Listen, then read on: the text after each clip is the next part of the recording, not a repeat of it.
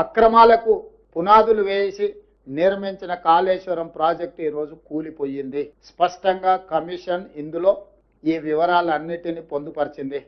దానికి సంబంధించిన ప్రజాప్రతినిధులు, ఐఏఎస్ అధికారులు, ఇంజనీరింగ్ నిపుణులు, నిర్మాణ సంస్థలకు సంబంధించి పూర్తి వివరాలను విశ్లేషణాత్మకంగా వారు రిపోర్ట్ ఇవ్వడం జరిగింది. ఈ నివేదికను ఈరోజు మంత్రివర్గంలో ఆమోదించడమే కాకుండా రాబోయే రోజుల్లో శాసనసభలో ప్రవేశపెట్టి అన్ని రాజకీయ పక్షాలకు వారి అభిప్రాయాన్ని చెప్పే అవకాశం కల్పించి, including leader of opposition the then chief minister Chandrasekhara Rao గారు, ఆనాటి సాగునీటి పారుదల మంత్రులు, ఇతర మంత్రులందరూ కూడా ఆనాడు మంత్రివర్గంలో ఉన్న వాళ్ళందరూ కూడా వాళ్ళ అభిప్రాయాలు చెప్పడమే కాకుండా చట్టసభలలో, శాసనసభలో కావచ్చు, శాసన మండలిలో కావచ్చు, ప్రజాప్రతినిధులు స్పష్టంగా ఈ నివేదిక పట్ల ఒక అవగాహన తెచ్చుకోవడమే కాకుండా వాళ్ళ అభిప్రాయాలను స్వేచ్ఛగా చెప్పడానికి అవకాశం కల్పించాలని ఈరోజు మంత్రివర్గ సమావేశంలో మేము నిర్ణయం తీసుకున్నాం. అందుకే ఈ 665 పేజీల నివేదికను తొందరలోనే శాసనసభ, శాసన మండలి సమావేశాలను ఏర్పాటు చేసి అక్కడ ఈ నివేదికను ప్రవేశపెట్టి అందరి అభిప్రాయాలు పరిగణలోకి తీసుకున్న తర్వాత భవిష్యత్ కార్యాచరణను, కమిషన్ సూచించిన సూచనలను అమలు చేయడానికి ప్రభుత్వం ముందుకు వెళ్తుంది. ఎవరది? అవునా, న్యాచురల్ కదా, వాళ్ళు అదే విధంగా మాట్లాడతారు కదా, వేరే రకంగా ఎందుకు మాట్లాడతారు? ఒకవేళ అదే అయితే ఆ కమిషన్ ముందుకు వెళ్ళి వాళ్ళు ఎందుకు సమాచారం ఇచ్చిండ్రు, వాళ్ళు ఎందుకు వాదనలు వినిపించిండ్రు? తమకు అనుకూలంగా ఉంటే ఒక రకంగా, తమ తప్పులను ప్రశ్నిస్తే ఇంకొక రకంగా మాట్లాడడం అనేది మొదటి నుంచి వాళ్ళకున్న అలవాటు. ఈరోజు మేము కమిషన్ని వాళ్ళు తప్పుపడుతుండ్రు. ఇంతకుముందు బట్టి విక్రమార్క గారు స్పష్టంగా చెప్పారు, ఇది ఒక రాజకీయ పార్టీ నివేదికను, రాష్ట్ర ప్రభుత్వ నివేదిక కాదు, independent judicial enquiry report headed by Pinaki Chandra Ghosh, eminent personality. He headed as a Supreme Court judge, Lokpal chairperson. ఇలాంటి ప్రధానమైన బాధ్యతలు నిర్వహించిన వ్యక్తి 16 నెలలు అందరికి అవకాశం ఇచ్చి వాళ్ళు చెప్పుకోవడానికి అందరికీ సమానమైన అవకాశాలు కల్పించి ఈరోజు నివేదిక ఇచ్చిండు. కాబట్టి ఆ నివేదిక మీద ఇంకా ఎవరు ఏ రకంగా మాట్లాడతారు, ఏ రకంగా విశ్లేషణ ఇస్తారు అనేది వాళ్ళ విజ్ఞతకే నేను వదిలేస్తున్నా.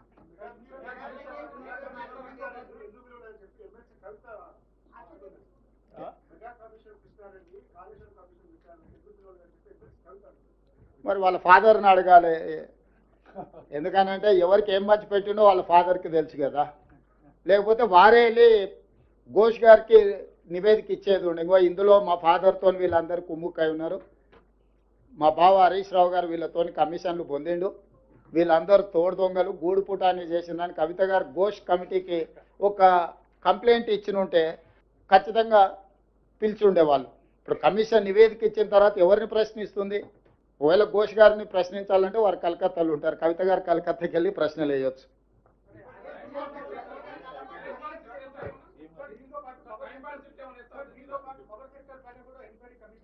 ఉన్నది ఈరోజు. ఇప్పుడు రాహుల్ దీనికి కన్ఫైన్ అవుదాం.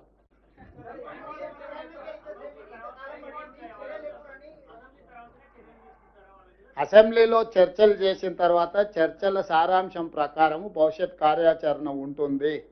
మీకు స్పష్టంగా చెప్పడం కోసమే మీ ఊహాజనితమైన కథనాలకు కానీ ఊహాజనితమైన ప్రశ్నలకు తావు లేకుండా ఉండడానికే కమిషన్ రిపోర్ట్ ఇచ్చిన 4 రోజుల్లోనే మంత్రివర్గ సమావేశాన్ని ఏర్పాటు చేసి మంత్రివర్గ సమావేశం ఆ నివేదికను ఆమోదించి ఆ నివేదికలో ఉన్న సారాంశాన్ని నిక్షిప్తంగా మీడియా మిత్రులకు అందరికీ కూడా కంప్లీట్గా ఇన్ డీటెయిల్ ఒక పవర్ పాయింట్ ప్రజెంటేషన్ ద్వారా మీకు వివరించడం జరిగింది. దీంట్లో ఎలాంటి శశభిషలకు తావు లేదు. నివేదిక సారాంశాన్ని, సూచనల్ని తప్పకుండా ఈ ప్రభుత్వం పాటిస్తుంది. దానికి ఒక అప్రోప్రియేట్ సిస్టమ్ని అడాప్ట్ చేసుకోదలుచుకున్నాం.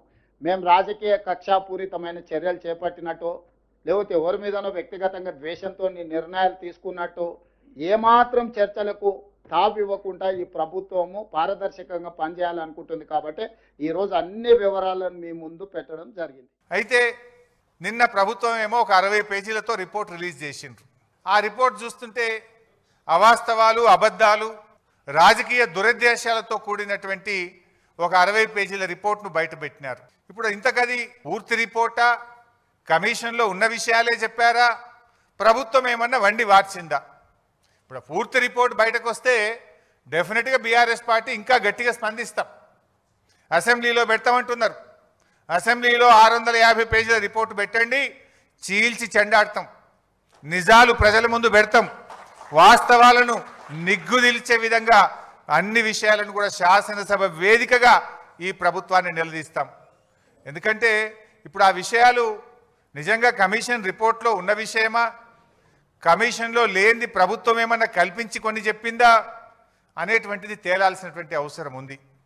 ఎట్లా ఉందంటే నచ్చిన పేరాలు లీకులు, నచ్చని నాయకులు బాధ్యులు అన్నట్టు ఉంది.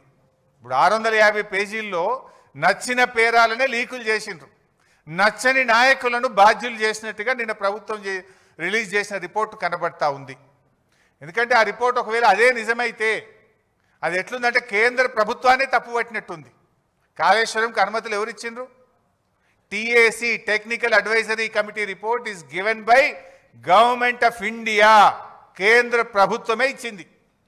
ఒకవేళ ఆ రిపోర్ట్ నిజమే అయితే కేంద్ర ప్రభుత్వాన్ని తప్పుపట్టినట్టు, అన్ని అనుమతులు ఇచ్చిన సెంట్రల్ వాటర్ కమిషన్ను తప్పుపట్టినట్టు, ఇంజనీర్లను తప్పుపట్టినట్టు, రిటైర్డ్ ఇంజనీర్లను తప్పుపట్టినట్టు, బ్యూరోక్రాట్లను తప్పుపట్టినట్టు.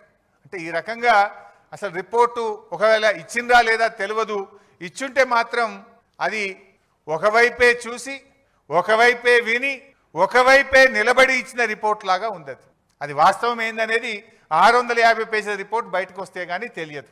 కానీ ఇప్పుడు ప్రభుత్వం బయట పెట్టిన దాన్ని బట్టి చూస్తే, ఆ రిపోర్టు చూస్తే అది నిజమైతే కమిషన్ ఒకవైపే చూసి ఒకవైపే విని ఒకవైపే నిలబడి ఇచ్చిన రిపోర్ట్ లాగా కనబడతా ఉంది.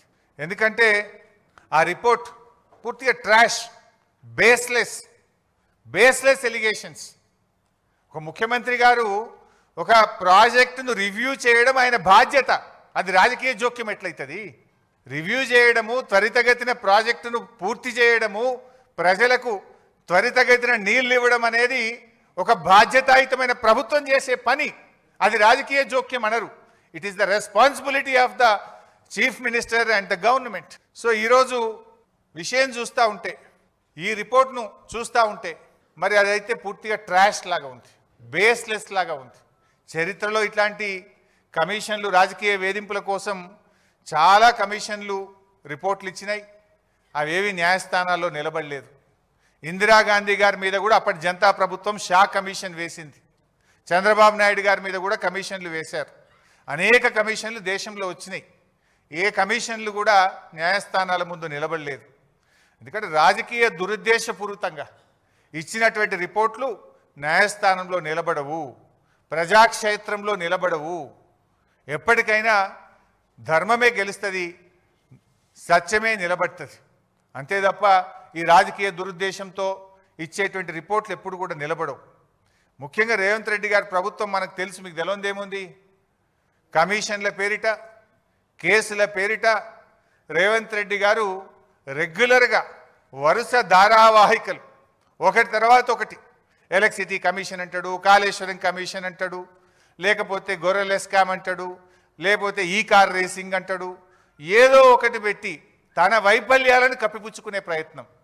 ఆయన ఫెయిల్యూర్స్ మీద చర్చ జరగకుండా, ప్రజలు తిరగబడకుండా లేని కుట్రలను వరుసగా ఒక సీరియల్ లాగా నడుపుతూ ఉన్నాడు.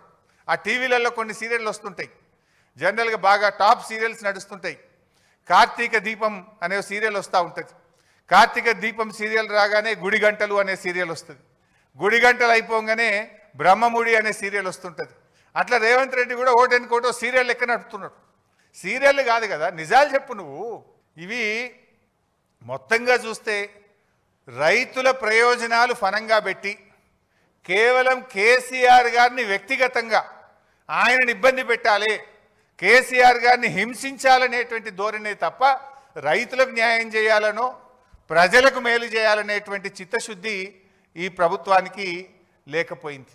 ఎందుకంటే మనం స్పష్టంగా అర్థమవుతుంది, ఇవాళ కాళేశ్వరం ద్వారా నీళ్ళు ఇచ్చే అవకాశం ఉంది. రాష్ట్రంలో వర్షాలు పడక కరువు పరిస్థితులు ఉన్నాయి, పంటలు ఎండిపోతూ ఉన్నాయి. నిన్న మా బీఆర్ఎస్ నాయకులు కన్నెపల్లి పంప్ హౌస్ మోటార్లు ఆన్ చేయండి అని అక్కడికి వెళ్ళారు.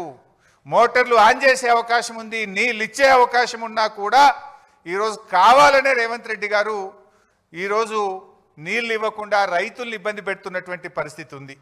మీరు చూస్తే తమ్మిడిహట్టి అని నిన్న చెప్పే ప్రయత్నం చేసిండ్రు. మరి 7 ఏళ్ళు మీరే అధికారంలో ఉన్నారు కదా. 2007 నుంచి 2014 దాకా కాంగ్రెస్ ప్రభుత్వమే అధికారంలో ఉంది కదా. తమ్మిడిహట్టి దగ్గర దమ్మిడి పని కూడా ఎందుకు చేయలేదు? మరి ఇప్పుడు వచ్చి కూడా 2 ఏళ్ళు అవుతుంది. తమ్మిడిహట్టి దగ్గర తట్టెడు మట్టి ఎందుకు ఎత్తలేదు? అసలు తమ్మిడిహట్టి దగ్గర మీరు ఏ బేసిస్లో నిర్ణయించారు? తమ్మిడిహట్టి దగ్గర నీటి లభ్యత లేదు. తమ్మిడిహట్టి దగ్గర వైల్డ్ లైఫ్ చాప్రాల్ అనే వైల్డ్ లైఫ్ ఉంది, శాంచురీ ఉంది. తమ్మిడిహట్టి దగ్గర మహారాష్ట్ర ఒప్పుకోవడం లేదు. మరి ఏ బేసిస్లా? It is a criminal negligence. మీరు ఇవాళ మమ్మల్ని మేడిగడ్డ దగ్గర ఎట్లా పెట్టారు అన్నారు. మేము పెట్టడానికి ఒక బేసిస్ ఉంది, మేము పెట్టడానికి ఒక నివేదిక ఉన్నది.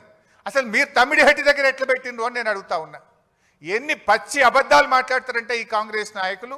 నాటి నుంచి నేటి వరకు అదే గోబల్స్ ప్రచారం.